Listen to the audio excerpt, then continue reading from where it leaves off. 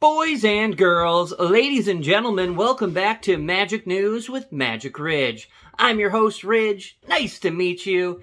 And today is May 27th, and we are continuing the spoiler season for Modern Horizons 2. I believe this is official day 4, unofficial day 6. So yeah, I'm going to cut today's videos into 2 videos. Instead of doing 50 spoilers at once, this first section is going to be 25 of them. So first up, we have a Merfolk. The translation actually says Merfolk. It costs 1 mana of any color and an island, 3cc for a creature type Merfolk. If you control 2 other Merfolks, this creature has indestructible, and whenever this Merfolk attacks, draw a card. Other Merfolk you control have Ward 1. It is also a 3/4, and it's mythic. Okay. Pretty cool. Next up, we have Phantasmal Dreadmaw for 2 mana of any color and island, 4cc, creature type Dinosaur Illusion. It is a 6/6 with trample.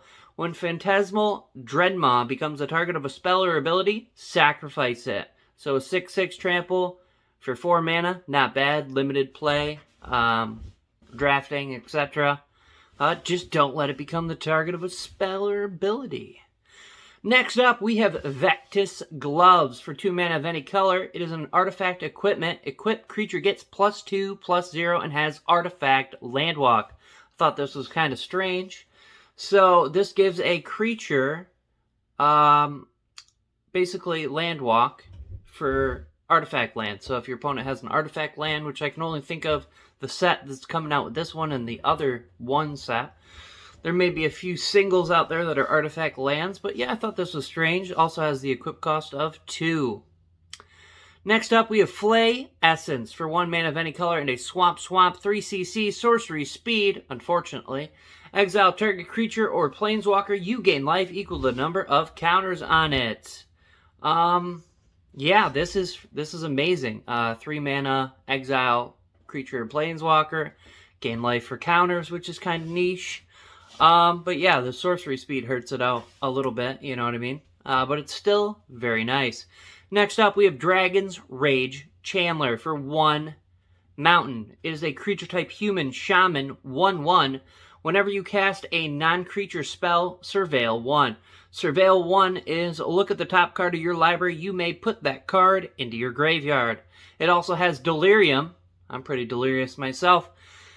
As long as there are 4 or more card types among cards in your graveyard, Dragon's Rage Chandler gets +2/+2, has flying, and attacks each combat if able. Very nice. Next up, we have Ignoble Hierarch for 1 forest. It is a 0/1 Goblin Shaman. It's also exalted, which is kind of cool. So whenever a creature you control attacks alone, that creature gets +1/+1 until end of turn. You can tap this Goblin Shaman to add black, red, or green mana to your mana pool. Yeah, mana pool. Very nice. I like it. The artwork is phenomenal. We have a pretty beefy goblin feller that's he's kind of like orange. He's orange hair. Cool little skull. I like it. I'm digging it. I'm not really into green, but I dig this guy. He's got a lot of support for a few other colors. Nice. Next up, we have Dalkin Infiltrator for 1 mana of any color and an island, 2cc creature type Dalkin Rogue. It is a 1/3. Dalkin Infiltrator can't be blocked. Unblockable. It also has Metalcraft. Dalkin Infiltrator gets +1/+0 as long as you control 3 or more artifacts. I personally love Metalcraft. And does this guy not look like the villain from Harry Potter? Okay, next up, we have Obsidian Charma for 3 mana of any color and a mountain 5cc creature type dragon. It is a 4/4. This spell costs 1 generic mana less to cast for each land your opponents control that could produce colorless mana. Haven't seen anything like that before. Pretty cool. It also has flying. When Obsidian Charma enters the battlefield, destroy target non-basic land an opponent controls. I love it. A dragon that destroys land? Yes, sir! I like it. I like it a lot. costs less. Yeah, so it's potentially a 4/4 flying dragon that destroys a non-basic land for possibly 2 mana. I mean, it could be as low as 2 mana. Probably not, but it could be. All you need is 1 mana that produces colorless, and like Godless Shrine, or, you know, something like that. Yeah, so next up we have an Arc-bound Whelp, 3 mana of any color, and a mountain 4cc artifact creature dragon. It is a 0/0 with flying. You can pay 1 red mana. Arc-bound Whelp gets +1/+0 until end of turn, and it has Modular too. So Modular is kind of a new thing coming back, so I will read it this one time. So this creature enters the battlefield with 2 +1/+1 counters on it. When it dies, you may put its 1/1 counters on target artifact creature. Very nice. So we have a Modular Dragon. I like the artwork. Pretty simple, pretty nice, very nice. Like it. Next up, we have Calibrated Blast for 2 mana of any color and a mountain 3cc instant speed. Reveal cards from the top of your library until you reveal a non-land card. Put the revealed cards on the bottom of your library in a random order. When you reveal a non-land card this way, Calibrated Blast deals damage equal to the card's mana value to any target. And it has Flashback for 3 mana of any color and Mountain. So Flashback for 5 mana. I'm sure people are familiar with Flashback, but just in case, you may cast this card from your graveyard for its Flashback cost. Then you exile it. Pretty cool, pretty cool. Artwork is phenomenal. Look at that, look at that. Reminds me of the Sky Burning song. You know what I mean? Alright, next up, we have another pretty cool uncommon. We have Flame Rift for 1 mana of any color and a mountain 2cc sorcery speed. Flame Rift deals 4 damage to each player. I think that's awesome. I mean, it hits you, which is not so awesome, but it hits every opponent. You know what I mean? So that's very cool. I thought it was every opponent, so it's less cool that it also hits you, but it's pretty cool, though. Artwork, I mean, mediocre, but pretty cool.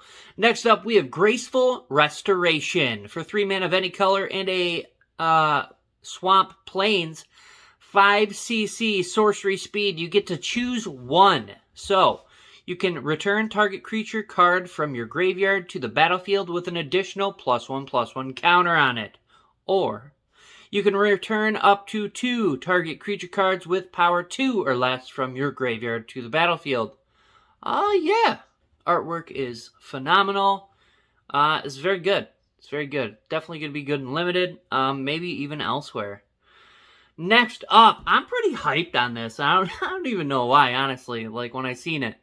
So we have Harmonic Prodigy for 1 mana of any color and a mountain 2cc creature type human wizard. I think they meant bard. This is definitely a bard. So, yeah, I don't know if we have many other bards in Magic, but yeah, this is a bard. Anyway, this human bard has prowess. So whenever you cast a non-creature spell, this creature gets +1/+1 until end of turn. If an ability of a shaman or another wizard you control triggers, that ability triggers an additional time. It is also a 1/3. Each note strikes with deadly precision. Very cool. It's cool to see a bard. About time, Watsy.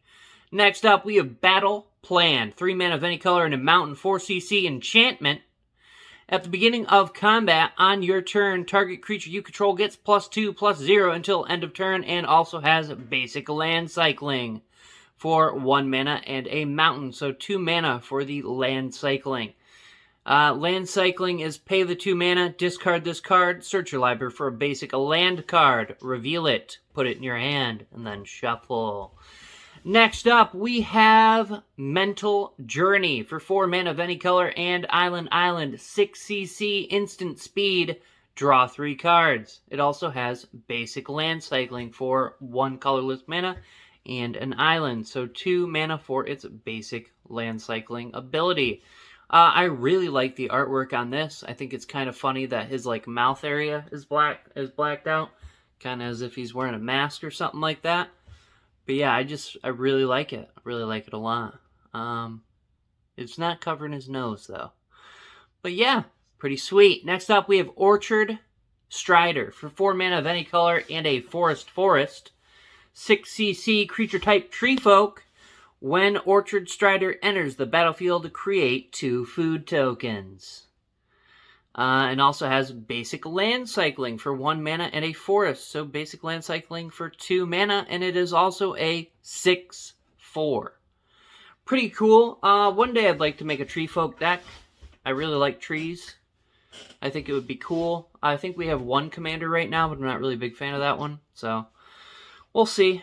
Next up, we have World Wary for 3 mana of any color and a swamp 5cc. We have an enchantment aura. Enchant creature. Enchanted creature gets -4/-4, and it also has basic land cycling for 1 mana and a swamp. So basic land cycling for 2 mana. The artwork's pretty cool as well. 5 mana is a little high, a little pricey for a -4/-4. We can do that elsewhere for 2 mana, so for an extra 3 mana, yeah, I don't think this is going to see very much play at all. Next up, we have Landscaper Colossus for 5 mana of any color and a plains 6cc creature type Goat Beast. It is a 4/6. When Landscaper Colossus enters the battlefield, put target card from an opponent's graveyard on the bottom of their library. And this has basic land cycling for 1 mana of any color and a plains. So 2 mana, once again, for the basic land cycling ability. Next up, we have Scale Up. Scale Up costs 1 forest, 1cc for a sorcery. So until end of turn, target creature you control becomes a green worm with base power and toughness 6/4. It also has an overload ability for 4 mana of any color and green, so 6 mana in total. You may cast this spell for its overload cost. If you do, change the text by replacing all instances of target with each. So, until end of turn, each creature you control will become a 6/4 green worm. Until end of turn. Very cool, very cool. Next up, we have Gifts of the Fae. So we got some fairy gifts. Very cool.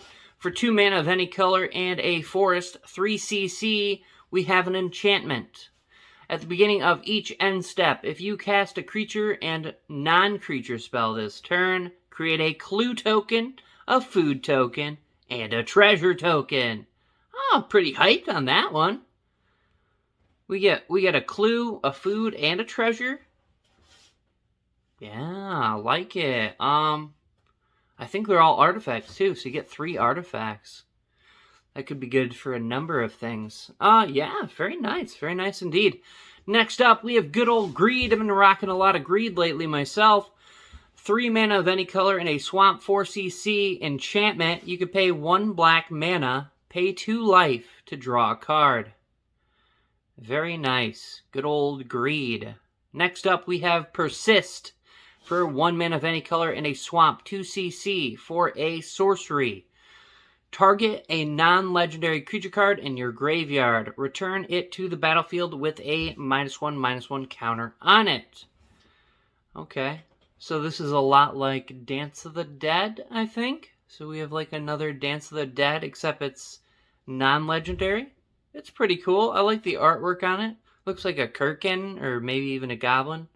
Maybe that's a goblin. Kind of looks like that goblin. Could be a Kirkin. Probably a goblin.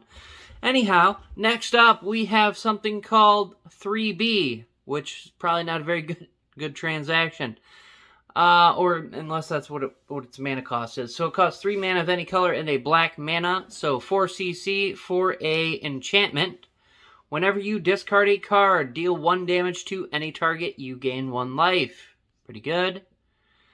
Next up, we have something I was interested in. I didn't get to read it while downloading all these pictures, but it says it's called Academy Manufacturer.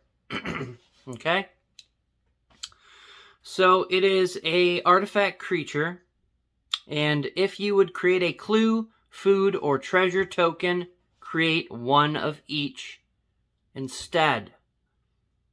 Okay? And it is also a 1/3. Okay. So it's not as cool as I thought it was. It looked like a Colossus or something. So yeah, I mean, a little bummed out on that. I'm not sure what that means. If you'd create a clue, food, or treasure token, create one of each instead. Like, I'm trying to think what would happen if you had that green enchantment that produces one of each already. So do you make two of each? If you were to make two of each of them, does it only make one of each? I'm confused. Leave a comment. What do you think? Next up, we have Constable of the Realm. For 4 mana of any color and a Plains 5cc creature type giant soldier. It is a 3/3 with Renown 2. When this creature deals combat damage to a player, if it isn't renowned, put 2 +1/+1 counters on it, and it becomes renowned. When one or more +1/+1 counters are put on Constable of the Realm, exile up to one other target non-land permanent until Constable of the Realm leaves the battlefield. Pretty cool. It would be cool if it did that ability twice. So if you got 2 targets, I think it would be better. But it is only an uncommon, so, you know. Can't have it all. Can't have it all. But I like it. I like it. The artwork is pretty sweet. Once again, white doesn't have a lot of powerful stuff, it seems like. Although, the angel that they're coming out with is definitely broken. So, you know. It is what it is. Next up, we have Llanowar Tribe for a forest 3cc creature type elf druid. It is a 3/3, and you can tap it to add 3 green mana to your mana pool. Very cool. Next up, we have Pyro the Volatile for 2 mana of any color and Mountain, Plains, and Swamp. So for 8cc, we have a legendary creature, Elder Dragon. It is a 7/7 with flying and lifelink.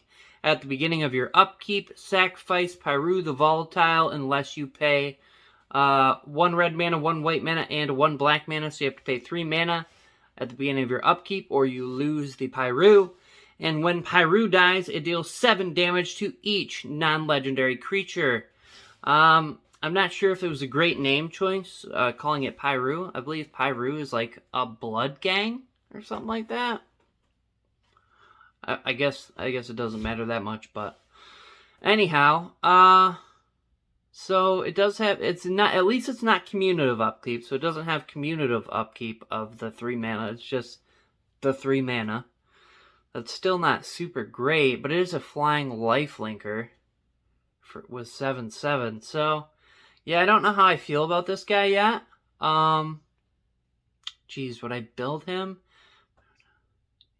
Yeah, actually, he's pretty good, because say you build your whole deck around Mardu Legends, so every creature is legendary, and this is your commander, so that'd be pretty good. So you'd have a good chance that you'd be board wiping when he dies, except it wouldn't touch your creatures if you built it legendary tribal.